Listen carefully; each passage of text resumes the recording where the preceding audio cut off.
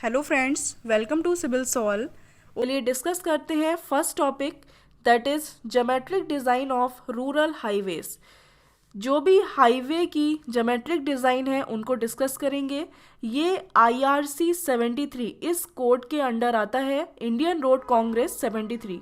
Geometric design होता क्या है कि हाईवे में जो भी आपके विजिबल फीचर्स हैं, क्लियर है, जो भी आप देख सकते हैं फीचर्स, वो आपके ज्योमेट्रिक डिज़ाइन में आते हैं। जैसे कि अगर आप विजिबल फीचर्स की बात करें तो अलाइनमेंट है, कितना स्लोप प्रोवाइड कर रहे हैं, ये सब विजिबल फीचर्स हैं, तो इनको आप ज्योमेट्रिक डिज़ाइन के अंडर रखते हैं। तो अगर आप बात करें नाउ अ डेज जो रोड कंस्ट्रक्ट की जाती हैं वो एम्बैंकमेंट के ऊपर कंस्ट्रक्ट करते हैं, जिनको आप क्या कहते हैं, उन रोड्स को आप कहते हैं हाईवेज। क्लियर है। तो सारी रोड्स अगर जैसे कि नेशनल हाईवे है, स्टेट हाईवे है, major district road, other district road and village road, इन सबको कंबाइंडली जो है आप कहते हैं रूरल हाईवेज। इसीलिए आप रूरल हाईवेज के ज्योमेट्रिक डिज़ाइन डिस्कस कर रहे हैं। इसके अंडर में स्टेट हाईवे भी आएगा, नेशनल हाईवे भी आएगा, मेजर डिस्ट्रिक्ट रोड भी आ सकता है, अदर डिस्ट्रिक्ट रोड या विलेज रोड। और जो अदर डिस्ट्रिक्ट रोड और विलेज रोड को अगर आप कंबाइंडली बोलते हैं तो इनको आप कहते हैं रूरल रोड्स। क्लियर है। तो पहला जो ज्योमेट्रिक डिज़ाइन है का फीचर है वो है क्रॉस सेक्शन एलिमेंट। तो आप क्रॉस सेक्शन एलिमेंट की बात करेंगे, उसमें जो जो फीचर्स हैं आप उनको डिस्कस करेंगे। तो पहला फीचर आता है क्रॉस सेक्शन एलिमेंट में पेवमेंट कैरेक्टरिस्टिक्स। क्लियर है। तो पेवमेंट कैरेक्टरिस्टिक की बात करते हैं। पेवमेंट जो रोड है जो आप बना रहे हैं उसको आप पेवमेंट कहते हैं। उनकी कुछ कैरेक्टरिस्टिक्स हैं, जैसे कि पहला है फ्रिक्शन। तो फ्रिक्शन क्या होता है कि जो भी आप कोफिशिएंट होता है ऑफ लॉन्गिट्यूडनल फ्रिक्शन, यानी कि अलोंग दी लॉन्गिट्यूडनल डायरेक्शन में जो आप फ्रिक्शन प्रोवाइड करते हैं वो IRC के अकॉर्डिंग 0.35 से 0.4 के बीच में लाई करता है। और अगर आप लेटरल फ्रिक्शन की बात करते हैं तो वो 0.15 होता है। तो ये वैल्यूज़ आपको याद होनी चाहिए, ऑब्जेक्टिव में बहुत ज़्यादा ये वैल्यूज़ पूछ लेते हैं। नेक्स्ट जो पेवमेंट कैरेक्टरिस्टिक्स है वो है आपकी स्किड एंड स्लिप। स्किड का क्या मतलब होता है कि जब आप सपोज रोड पर, आप किसी रोड पर मूव कर रहे हैं, ये रोड है और आप इस पे जा रहे हैं, तो अगर लॉन्गिट्यूडनल मूवमेंट ज़्यादा हो गया रोटेशनल मूवमेंट से, यानी आप टर्न नहीं करे और आप लॉन्गिट्यूडनली जो है बहुत ज़्यादा स्लिप कर गए, ओवरऑल मूव कर गए, तो उसको आप कहते हैं स्किड, यानी स्किडिंग होना। और स्लिप होना मतलब क्या होता है कि आप स्लिप कर गए, मतलब जो रोटेशनल मूवमेंट है आपका वो ज़्यादा हो गया लॉन्गिट्यूडनल मूवमेंट से, तो उसको कहते हैं स्लिप। ये दोनों पॉइंट्स भी आपको पता होने चाहिए। ऑब्जेक्टिव में ये भी पूछ लेते हैं स्किड क्या होता है, स्लिप क्या होता है, किस में लॉन्गिट्यूडनल मूवमेंट ज़्यादा होता है रोटेशनल मूवमेंट से, और किस में रोटेशनल मूवमेंट जो है लॉन्गिट्यूडनल मूवमेंट से ज़्यादा होता है। तो कुछ फैक्टर्स हैं जैसे जो फ्रिक्शन को अफेक्ट करते हैं, जैसे टाइप्स ऑफ पेवमेंट, किस टाइप का पेवमेंट है उसके अकॉर्डिंग फ्रिक्शन चेंज हो जाएगा। कंडीशन क्या है पेवमेंट की, ड्राई है, वेट है, हॉट है, कोल्ड है। ड्राई है ज़्यादा फ्रिक्शन होगा, वेट है कम होगा। तो इन पर डिपेंड करता है। टायर कैसे प्रोवाइड कर रहे हैं आप, स्पीड क्या है व्हीकल की, तो इन सब फैक्टर्स पर डिपेंड करता है आपका फ्रिक्शन। नेक्स्ट आता है लाइट रिफ्लेक्टिंग कैरेक्टरिस्टिक्स। तो जो आप पेवमेंट में बात करते हैं वो लाइट रिफ्लेक्टिंग कैरेक्टरिस्टिक का भी बहुत रोल है। तो आप जब अडॉप्ट करते हैं black top pavement with white borders, आपने रोड पर देखा होगा कि जो टॉप होती है पेवमेंट की वो ब्लैक होती है और वाइट बॉर्डर से आप इसको कवर करते हैं। क्लियर है। तो इसका मतलब क्या होता है कि जो भी ब्लैक टॉप पेवमेंट है वो ग्लेयरिंग इफेक्ट को डे टाइम में रिड्यूस कर देता है, मतलब जो दिन के टाइम में जो शाइनिंग पड़ती है उसको ब्लैक टॉप पेवमेंट आपका रिड्यूस कर देता है, जिससे आप इजीली वहाँ पे ड्राइव कर सकते हैं। जबकि अगर आप बात करें वाइट बॉर्डर्स का क्या यूज़ है, तो वाइट बॉर्डर गाइड करते हैं आपको रात के टाइम में। क्लियर है। नाइट पे अंधेरा होता है तो वाइट बॉर्डर्स की हेल्प से जो है आप इजीली मूव कर सकते हैं, ड्राइव कर सकते हैं, और दिन के टाइम में ब्लैक टॉप पेवमेंट जो है आपको ड्राइव करने में हेल्प करता है। नेक्स्ट आता है पेवमेंट अनइवननेस। पेवमेंट अनइवननेस का मतलब है कि सपोज ये पेवमेंट है नॉर्मल, तो आप इसमें देखेंगे अनइवननेस मतलब इस टाइप का थोड़ा सा सरफेस जो है इस टाइप की रफ है, अनड्यूलेशंस प्रोवाइडेड है। क्लियर है। तो ये कहलाता है अनइवननेस। तो इसको क्या कहते हैं, it is cumulative vertical undulation per unit horizontal length, यानी पर यूनिट हॉरिजॉन्टल लेंथ में कितने अनड्यूलेशंस हैं। अनड्यूलेशंस मीन्स जो सरफेस है वो यूनिफॉर्म नहीं है, तो उसको कहते हैं पेवेंट अनइवननेस। इसको आप मेजर करते हैं बम्प इंटीग्रेटर की हेल्प से कि कितनी अनइवननेस है आपके पेवमेंट में। ये नाम ध्यान रखिएगा, ऑब्जेक्टिव में पूछ लेते हैं कि पेवमेंट अनइवननेस या अनड्यूलेशन को आप किसके थ्रू मेजर करते हैं। तो अगर आप गुड पेवमेंट की बात करें तो जो पेवमेंट अनइवननेस है वो 150 सेंटीमीटर पर किलोमीटर से कम रहनी चाहिए, यानी इससे ज़्यादा नहीं होनी चाहिए। तो 1 किलोमीटर में अगर आप बात करें तो टोटल अगर आप सम करेंगे टोटल अनड्यूलेशन कितने हैं, तो 150 सेंटीमीटर से ज़्यादा नहीं होने चाहिए। क्लियर है, ये तो हो गया आपका पेवमेंट कैरेक्टरिस्टिक्स। अब बात आती है कैम्बर और स्लोप की, कि कैम्बर क्या होता है, क्रॉस स्लोप एक ही बात है, कैम्बर या क्रॉस स्लोप क्या होता है। तो जो स्लोप आप प्रोवाइड करते हैं ट्रांसवर्स डायरेक्शन में रोड के to drain off the surface water और रेन वाटर, यानी कि अगर आप रोड की बात करें तो रोड का जब आप क्रॉस सेक्शन, सपोज ये कोई रोड है और आपने इसका जब क्रॉस सेक्शन देखा तो आपको कुछ इस टाइप से दिखाई देगा। क्लियर है, तो ये जो आप स्लोप प्रोवाइड कर रहे हैं, क्लियर है, ये ट्रांसवर्स डायरेक्शन में नहीं, इस डायरेक्शन में रोड के जो आप स्लोप प्रोवाइड कर रहे हैं उसको आप कहते हैं कैम्बर या क्रॉस स्लोप। इसका काम क्या होता है कि जो भी सरफेस वाटर है ड्रेन ऑफ, उसको ड्रेन ऑफ करने के लिए, या रेन वाटर यानी बारिश हुई तो ये वाटर जो है सारा ड्रेन ऑफ हो जाए, बाहर निकल जाए, तो इसलिए आप थोड़ा सा जो है रोड में स्लोप प्रोवाइड करते हैं। तो जनरली जो टाइप्स हैं कैम्बर के वो 3 टाइप्स के कैम्बर्स होते हैं। पहला तो स्ट्रेट लाइन कैम्बर कहलाता है। स्ट्रेट लाइन का मतलब है जस्ट आपने स्ट्रेट लाइन प्रोवाइड कर दी, टॉप में एक क्राउन प्रोवाइड कर दिया, एजेस पर जो है ये स्ट्रेट लाइन है। क्लियर है, तो ये पहला कहलाता है straight line camber. Second type of camber की अगर आप बात करते हैं तो ये कहलाता है पैराबोलिक कैम्बर। पैराबोला शेप में है तो इसीलिए आप पैराबोलिक कैम्बर इसको कहते हैं। और थर्ड टाइप ऑफ पेवमेंट जो है वो आपका कहलाता है स्ट्रेट लाइन प्लस पैराबोलिक। थोड़ा सा स्ट्रेट लाइन प्रोवाइड किया, सेंटर में पैराबोला प्रोवाइड कर दिया, फिर स्ट्रेट लाइन प्रोवाइड कर दी, तो ये कहलाता है आपका straight line plus parabolic camber. Clear है, तो जनरली 3 टाइप्स के कैम्बर होते हैं, क्रॉस स्लोप होते हैं। तो अगर आप बात करते हैं इसके स्लोप की, तो सपोज अगर आप स्ट्रेट लाइन कैम्बर की बात करें तो आप देख रहे हैं ये कुछ स्लोप प्रोवाइड कर रहे हैं। क्लियर है, ये जो स्लोप है सपोज ये आपका है 1/n, या स्लोप को आप कुछ भी बोल सकते हैं। मैंने सपोज बोल दिया ये 1 है वर्टिकल और n हॉरिजॉन्टल है, तो ये स्लोप आपका क्या हो गया 1/n। तो सपोज अगर आपने बात करी यहाँ पर, तो ये ओवरऑल क्या है, पेवमेंट की टोटल विड्थ है, ये पूरी पेवमेंट विड्थ हो गई। तो सपोज अगर पेवमेंट विड्थ कैपिटल W है और ये जो वर्टिकल डिस्टेंस है क्राउन की ये y है, तो आप यहाँ से y की वैल्यू निकाल सकते हैं। तो क्या हो जाएगी 1/n इक्वल टू क्या होगा, यानी ये जो स्लोप है किसके इक्वल हो जाएगा y अपॉन, अब ये विड्थ इतनी लेंगे। क्लियर है, तो ये क्या है w का हाफ है, तो यहाँ पे आप क्या ले लेंगे w/2। तो यहाँ से आप y की वैल्यू फाइंड कर सकते हैं, कितनी आ जाएगी w/2n।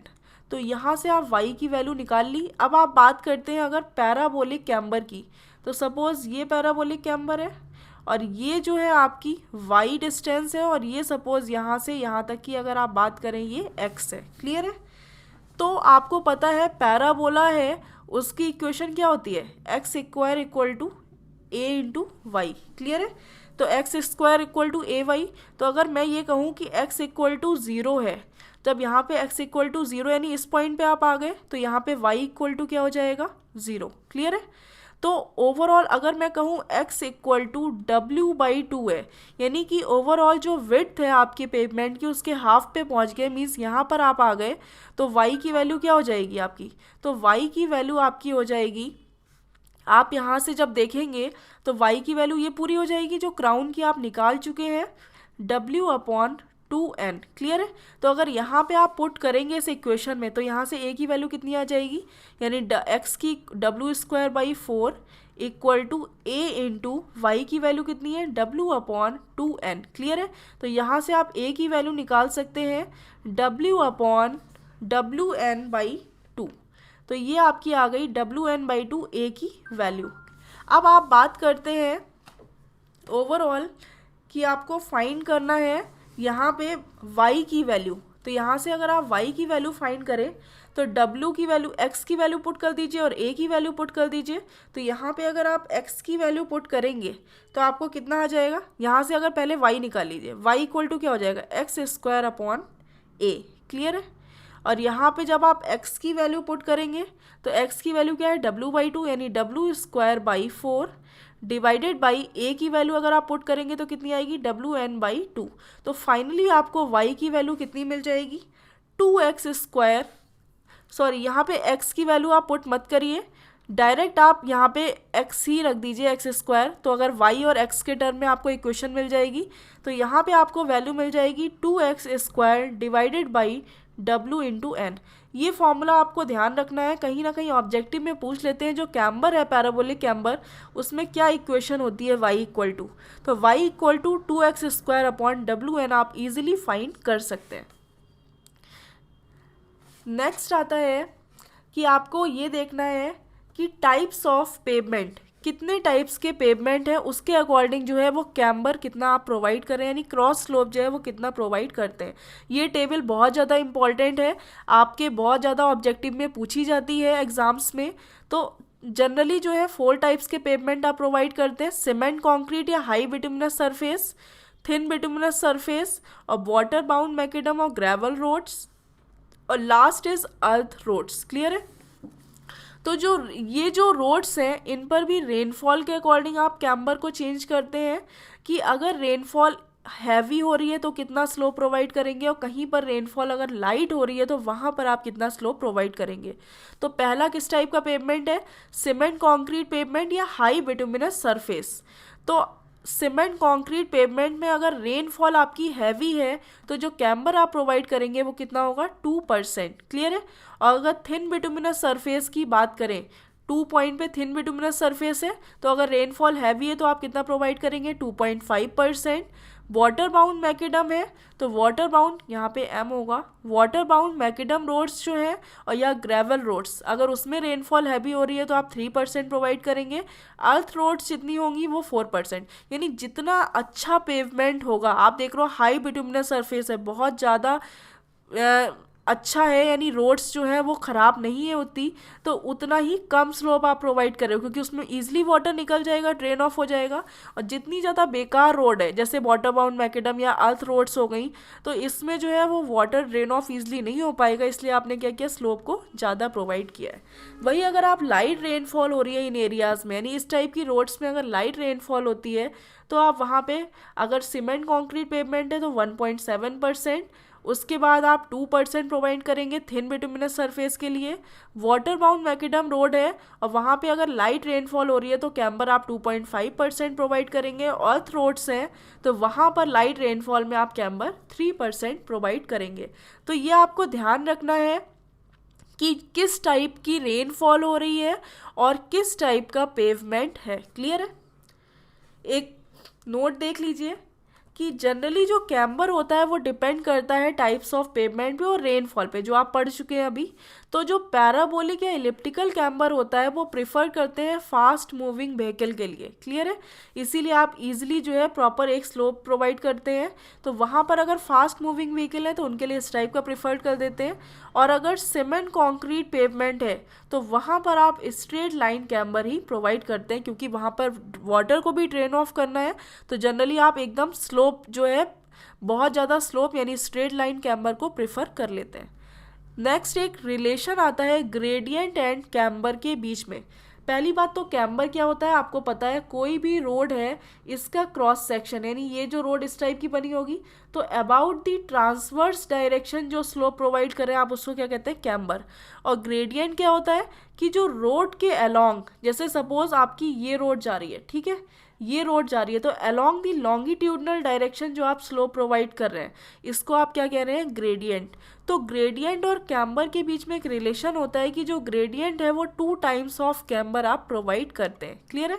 जैसे ये स्लोप है और जनरली इस रोड की अगर आप बात करें तो इसका स्लोप क्या होगा, ये आप स्लोप प्रोवाइड कर रहे हैं इतना, तो जो भी ग्रेडियंट है वो 2 टाइम्स ऑफ कैम्बर आप प्रोवाइड करेंगे। ये इक्वेशन आपको ध्यान रखनी है, ऑब्जेक्टिव में पूछ लेते हैं, gradient equal to twice of camber.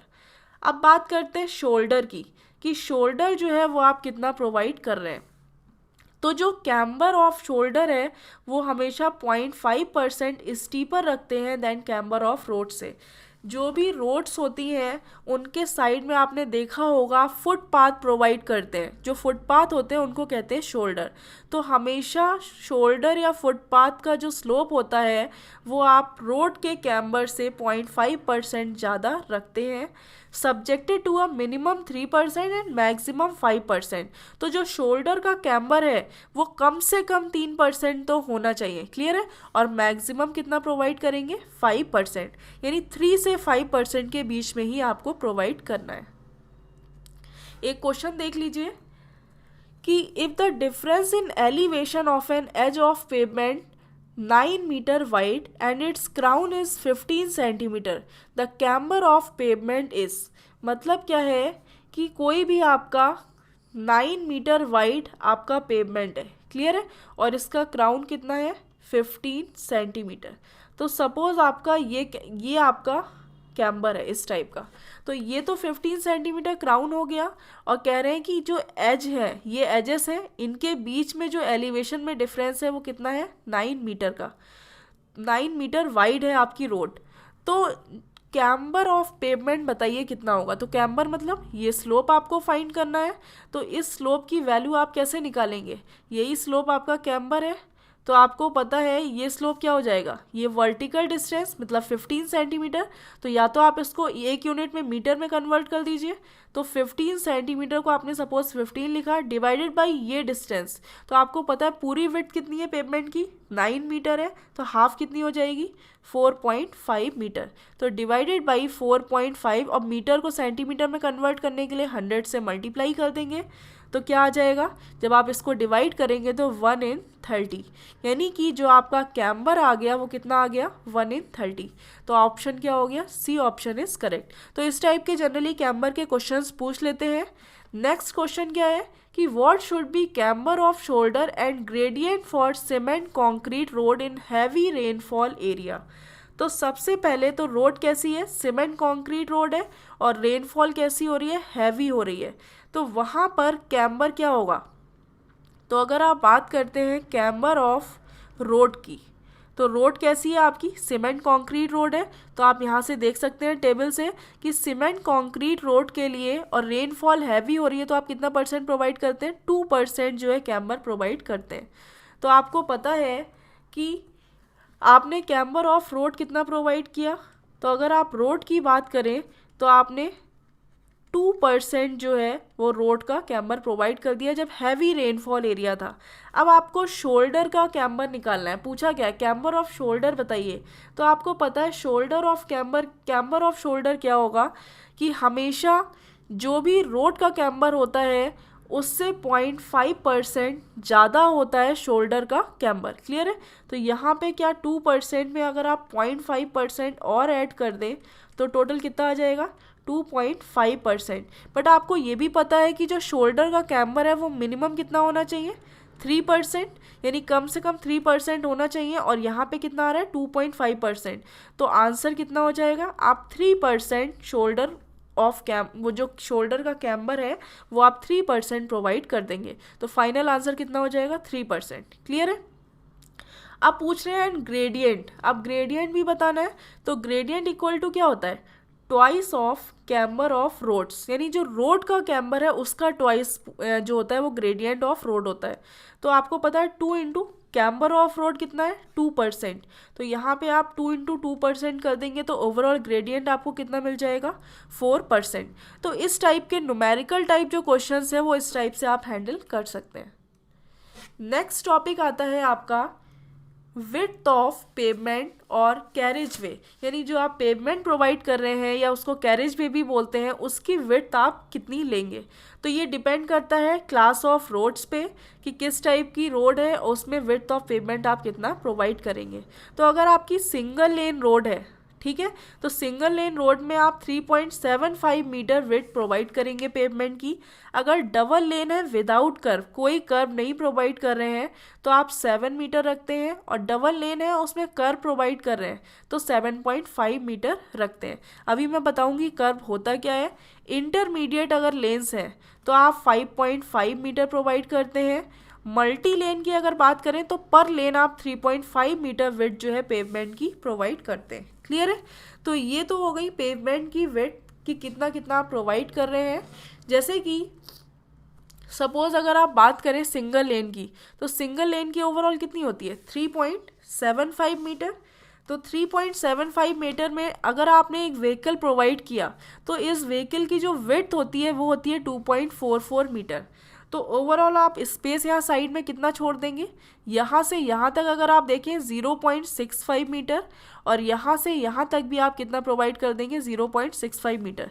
तो ये आपका कहलाता है सिंगल लेन के लिए आप कितनी विड्थ ऑफ पेवमेंट प्रोवाइड कर रहे हैं। वही अगर आप डबल लेन की बात करें तो आपने देखा कि डबल लेन की ओवरऑल कितनी होती है 7 मीटर, जो कि विदाउट कर्व, यानी कर्व अगर आप नहीं प्रोवाइड कर रहे हैं तो दो व्हीकल आएंगे, डबल लेन है यानी दो लेन्स हैं, दो व्हीकल मूव करेंगे। तो एक व्हीकल तो ये हो गया 2.44 मीटर और ये भी हो गया 2.44 मीटर, और बीच की जो डिस्टेंस होती है इनके बीच की वो कम से कम 1 मीटर रखते हैं। तो अगर आप साइड का स्पेस देखें तो ये कितना आ जाएगा 0.56 मीटर, और इधर भी कितना आ जाएगा 0.56 मीटर।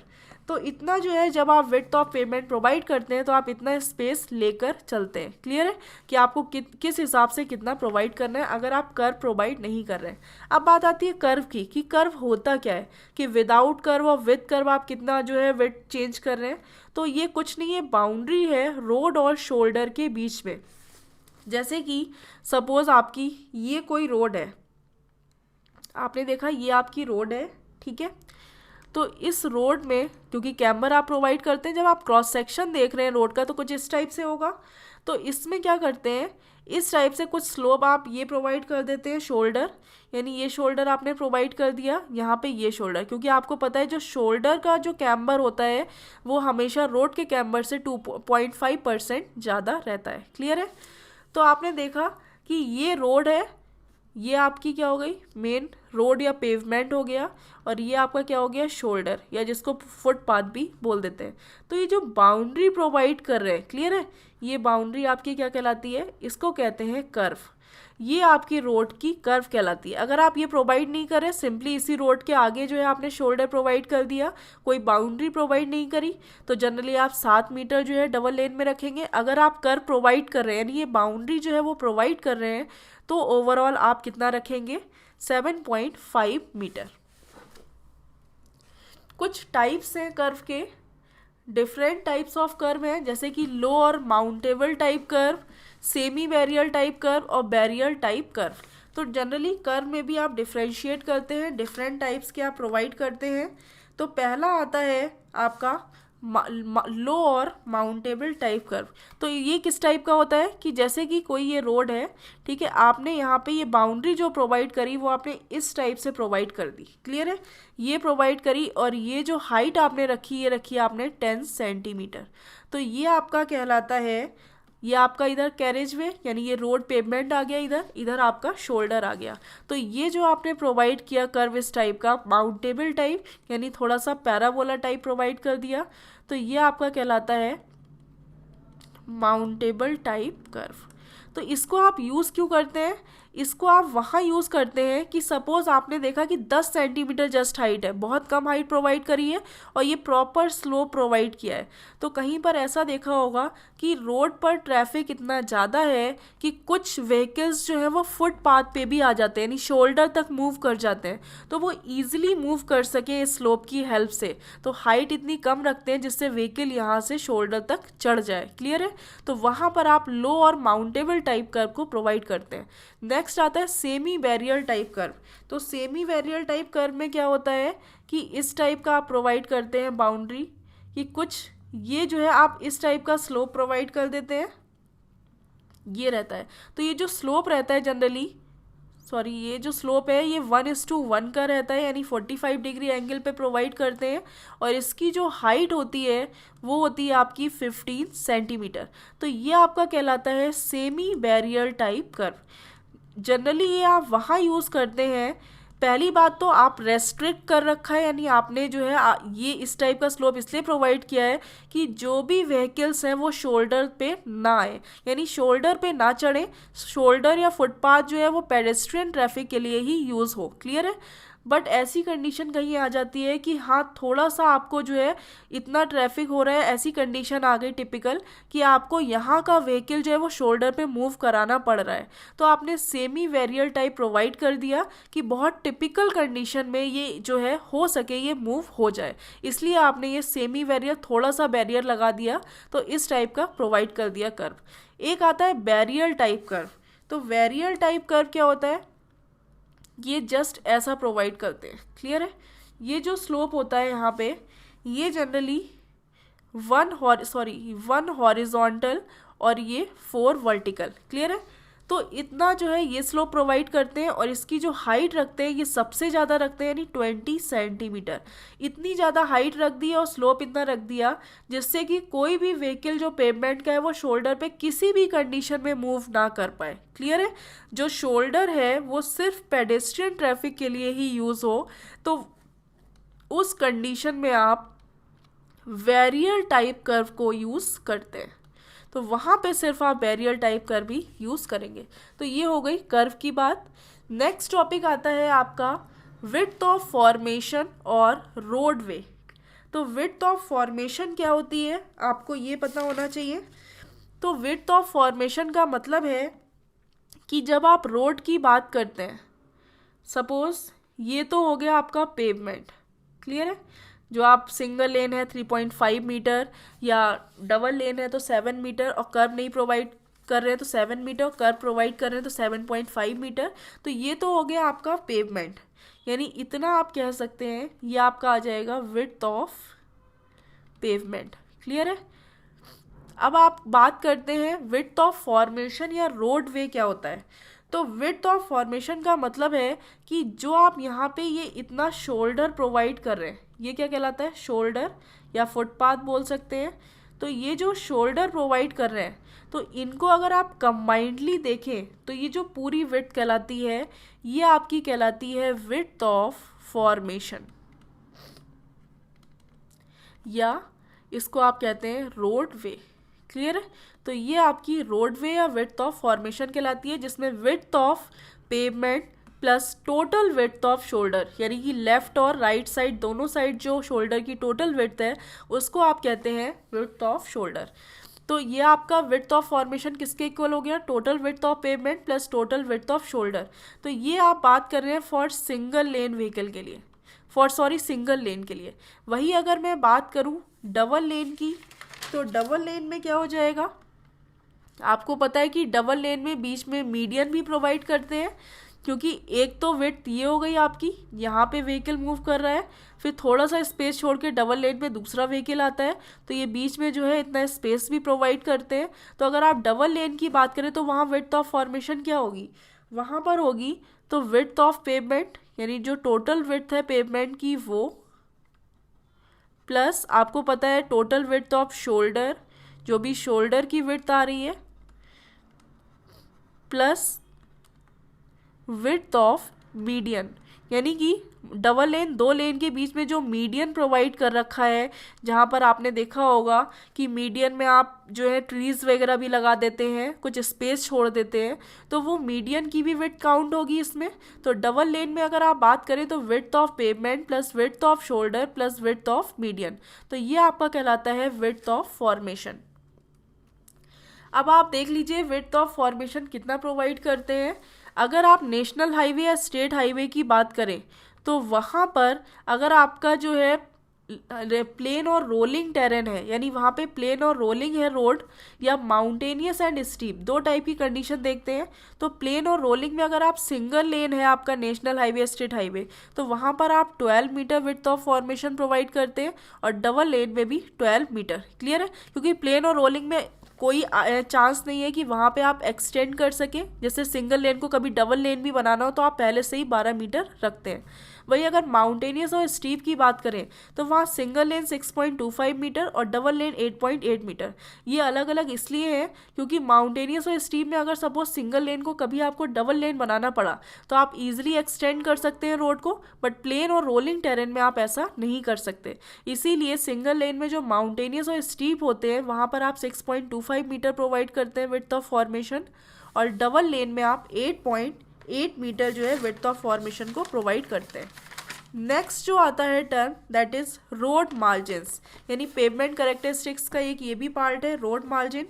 इसमें क्या होता है कि कितना आप मार्जिन प्रोवाइड कर रहे हैं रोड में, तो वो आपका कहलाता है। अब सपोज अगर आप क्रॉस सेक्शन देखें पेवमेंट का, क्लियर है, तो सबसे पहले तो आपको ये दिखाई देगा, यानी ये आपका आ गया विड्थ ऑफ पेवमेंट, जो भी पेवमेंट की विड्थ है।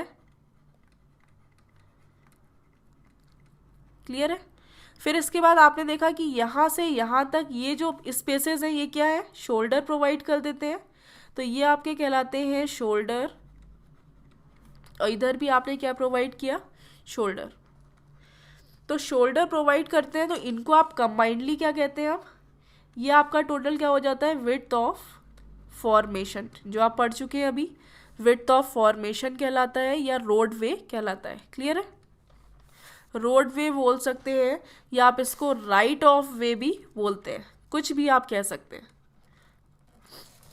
इसके बाद आप देखते हैं शोल्डर के बाद थोड़ा सा स्पेस ये प्रोवाइड करते हैं इस टाइप से, यहाँ पे पाइप्स वगैरह प्रोवाइड करते हैं, ड्रेनेज पाइप्स, जिससे कि ओवरऑल जो वाटर है यहाँ के थ्रू ड्रेन हो सके। क्लियर है, तो ये आपकी क्या होती है, साइड ड्रेन्स कहलाती हैं, जो ड्रेन्स प्रोवाइड कर रहे हैं जिससे जो भी रोड का वाटर है वो ड्रेन ऑफ हो जाए। तो या साइड में यहाँ पे आप ड्रेन्स वगैरह प्रोवाइड कर देते हैं। तो ये आपका जो है इतना स्पेस, यानी शोल्डर से साइड ड्रेन्स तक का जो स्पेस है ये आपका कहलाता है रोड मार्जिन। यानी जब आप रोड बनाते हैं तो इसमें कुछ मार्जिन छोड़ के चलते हैं जिससे वाटर या जो भी साइड ड्रेन्स वगैरह का यूज़ हो सके, तो ये आपका कहलाता है रोड मार्जिन। क्लियर है, इसके बाद रोड मार्जिन कवर होने के बाद ये जो लाइन आती है, ठीक है, ये जो आपका डिवाइडर है इसको आप कहते हैं रोड बाउंड्री। ये रोड बाउंड्री आपकी कहलाती है, इसको आप बोलेंगे रोड बाउंड्री। क्लियर है, ये भी रोड बाउंड्री हो गई, यानी जो भी रोड बन रही है अब वो रोड बाउंड्री के अंदर ही बनेगी। तो रोड बाउंड्री में क्या क्या आ गया आपको पता है, विड्थ ऑफ पेवमेंट, शोल्डर और जो भी साइड रेंज आप प्रोवाइड कर रहे हैं। रोड बाउंड्री के बाद आगे एक लाइन आती है जिसको कहते हैं BL, मतलब बिल्डिंग लाइन। क्लियर है, यहाँ से आप जो है बिल्डिंग स्टार्ट कर सकते हैं बनाना, यानी कि आप रोड को इससे ज़्यादा एक्सटेंड नहीं करेंगे। ये आपकी बिल्डिंग लाइन हो गई, और बिल्डिंग लाइन के बाद एक आती है लाइन या एक बाउंड्री आती है जिसको कहते हैं CL, मतलब कंट्रोल लाइन। क्लियर है, यानी कि इसके आगे आप किसी भी कंडीशन में नहीं बढ़ सकते, ये लास्ट लिमिट है, तो इसको कहते हैं CL। तो ये आपका रोड मार्जिन्स हो गए। ये आप टोटल अगर पूरा क्रॉस सेक्शन देखते हैं कुछ इस टाइप का क्रॉस सेक्शन आपके रोड का दिखता है। पॉइंट देख लीजिए, एक लिखा है कि जो मिनिमम रोडवे विड्थ या जो विड्थ ऑफ फॉर्मेशन होती है सिंगल लेन ब्रिज की वो 4.25 मीटर रहती है। शोल्डर क्या होता है कि ये प्रोवाइड करते हैं रोड के एजेस के side to serve an emergency lane. अब पता चला ज़रूरत है, ट्रैफिक मूव कर रहा है, कहीं उसको ज़्यादा ट्रैफिक हो गया तो वो शोल्डर तक मूव कर जाता है। जो कलर होता है शोल्डर का वो डिफरेंट होता है रोड से हमेशा, और उसका जो सरफेस होती है वो भी रफर होती है रोड से, so as not be used as a regular traffic lane. यानी कि किसी टिपिकल या किसी प्रॉपर कंडीशन में तो ओवरऑल ट्रैफिक शोल्डर पे आ सकता है, लेकिन ऐसा नहीं है कि जो रेगुलर ट्रैफिक मूव कर रहा है वो भी शोल्डर पे भी चल रहा है। क्लियर है? तो जनरली शोल्डर क्या है, एज ए पेडेस्ट्रियन ट्रैफिक के रूप में यूज़ कर लेते हैं। जैसे जो पैदल चलने वाले लोग हैं वो शोल्डर पे एज ए फुटपाथ उसको यूज़ कर सकते हैं। कभी टिपिकल कंडीशन आ जाए तो उस कंडीशन में जो है वो ट्रैफिक जो नॉर्मल ट्रैफिक रोड पर चल रहा है वो शोल्डर पे आ सकता है। नेक्स्ट टर्म आता है right of way. Right of वे क्या है? तो राइट ऑफ वे आपका कहलाता है, इसको जो मैंने बताया अभी, जो कंडीशन है, जैसे कि ये जो विड्थ है, क्लियर है, ये आपका पेवमेंट है, तो आपको पता है कि ये पेवमेंट है और ये शोल्डर है। क्लियर है? इसके बाद आपने ये रोड मार्जिन प्रोवाइड कर दिया। तो जब यहाँ पे आपने रोड मार्जिन प्रोवाइड किया तो यहाँ से ये आपकी रोड बाउंड्री आ गई। तो आपको पता है कि यहाँ से यहाँ तक की जो ओवरऑल आपकी कहलाएगी वो कहलाती है लैंड विड्थ। क्लियर है? इसको आप लैंड विड्थ कहते हैं या इसको आप कहते हैं right of way. Right of वे यहाँ से यहाँ तक नहीं कहेंगे, यहाँ से यहाँ तक यानी शोल्डर तक का जो पोर्शन है वो सिर्फ आपका कहलाता है विड्थ ऑफ फॉर्मेशन या रोडवे। क्लियर है? सिर्फ इतना पोर्शन आपका कहलाता है विड्थ ऑफ फॉर्मेशन है रोडवे। जो रोड बाउंड्री से रोड बाउंड्री तक की जो डिस्टेंस है ये आपकी लैंड विड्थ या राइट ऑफ वे कहलाती है। देख लीजिए, it is the area of land acquired for construction of road, यानी रोड के कंस्ट्रक्शन के लिए जो जितना एरिया एक्वायर करना होता है उसको आप क्या कहते हैं, राइट ऑफ वे या land width. And width of that area along alignment, यानी अलाइनमेंट के अलॉन्ग जो एरिया की विड्थ है वो आपकी क्या कहलाती है, लैंड विड्थ। तो कुछ रोड मार्जिन्स जो प्रोवाइड करते हैं, आपने देखा है ये जो रोड मार्जिन होते हैं इनका पर्पस क्या होता है कि सपोज आपको पता है कि ये रोड आ रही है और आपने इतना जो है यहाँ पे ये रोड मार्जिन प्रोवाइड कर दिया। ये जो स्पेस है ये रोड मार्जिन का है। तो इसका पर्पस कुछ और भी हो सकता है, यूज़ हो जाता है, जैसे गार्ड रेल। गार्ड रेल का मतलब है कि यहाँ पे आपने क्या किया, रेलिंग्स वगैरह रेल्स लगा दी जिससे कि ओवरऑल प्रॉपर ट्रैफिक इससे आगे ना आए। या साइकिल ट्रैक के लिए, जैसे जो भी साइकिलिंग करते हैं वो यहाँ पे कर सकते हैं, इस पे फुटपाथ के लिए भी यूज़ कर लेते हैं। ले वाइज का मतलब है कि कोई भी सपोज व्हीकल ख़राब हुआ उसने यहाँ पे लगा दिया ओवरऑल रोड मार्जिन पे और यहाँ पे संभलने के बाद फिर यहाँ से मूव हो गया। ड्राइव वेज का मतलब है कि ओवरऑल जो भी मूव कर रहे हैं यानी कि ड्राइव कर रहे हैं वो यहाँ से इस डायरेक्शन से भी निकल सकते हैं। तो ओवरऑल रोड मार्जिन का यूज़ डिफरेंट पर्पस के लिए भी कर सकते हैं, as a guard rail, cycle track, footpath, laybys और ड्राइव वेज। तो ये कुछ आपकी पेवमेंट कैरेक्टरिस्टिक्स थी जिनको जो है आप डील कर सकते हैं। जो भी विजिबल फीचर्स हैं पेवमेंट कैरेक्टरिस्टिक्स के उनको आप इसमें स्टडी करते हैं। Thank you friends.